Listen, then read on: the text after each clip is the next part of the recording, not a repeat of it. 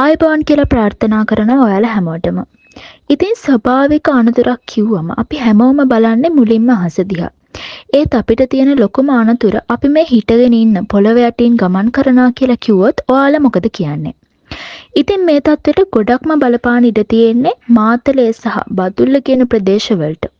ඉතින් මේ ප්‍රදේශවල ඉබේම පොළොව ගිලා බැසීම් ඇති වෙනවා කියලා ඔයාලා ඕන තරම් ඇහලා ඇති. ඉතින් මේකට ලොකුම හේතුවක් තමයි සහස්ත්‍ර වර්ෂ ගණනාවක් තිස්සේ පොළොවයට හාරමින් ගලා බසින භූගත ගංගා. ඉතින් මේ ගංගා බහුල වශයෙන් තියෙන්නේ හුණුගල් ආශ්‍රිත ප්‍රදේශවල. මේවා හුණුගල් දිය කරමින් තමයි ගලා යන්නේ. ඉතින් මේ භූදර්ශනයේ භූගෝල විද්‍යාවේදී හඳුන්වන්නේ කාස්ට් ටොපෝග්‍රැෆි කියලා. ඉතින් මේවා ඇති වෙන්නේ වැසි ජලය පොළොව තුලට කාන්දු වෙලා හුණුගල් දිය කරමින් උමන් මාර්ග හදමින්. ඒ වගේම මේ ගංගා ජලය මගින් මේ ගංගාවල් ගලා බසින කැනයස් ආරක්ෂා කර ගන්නවා. ශ්‍රී ලංකාවේ මුලන් කවිල් වල මේ භූගත ජල තටාක දකින්න ලැබෙනවා. ඉතින් ඒක සැඟවුණු ලෝකයක් වගේම අපේ පොළවට යටින් ගලාගෙන යන නල පද්ධතියක් වගේ දෙයක්. ඉතින් මේ ගංගා පොළව යටින් ගලා යද්දී පාංශු කාන්දනය සිද්ධ කරනවා.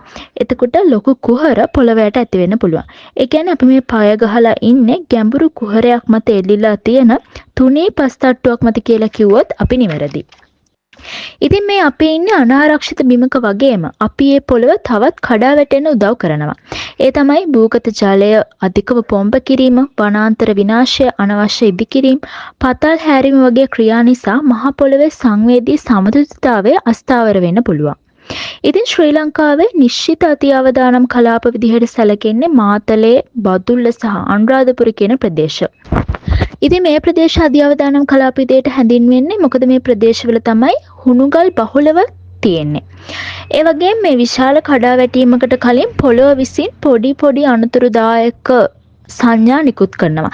ඒ තමයි ලින් හදිසියේ සිඳී යාම, ඒ වගේම බිත්තිවල සහ මාර්ගවල කුඩා ඉරිතැලීම් ඇතිවීම, ඒ වගේම පොළවේ අඩිය තියනකොට හිස් හඬක් ඇතිවීම වගේ අනතුරු ඇඟවීම මේ මහ පොළොව විසින් අපිට එවනවා. ඉතින් අපි සම්පූර්ණයෙන්ම යැපෙන්නේ මේ මහ පොළොව මත.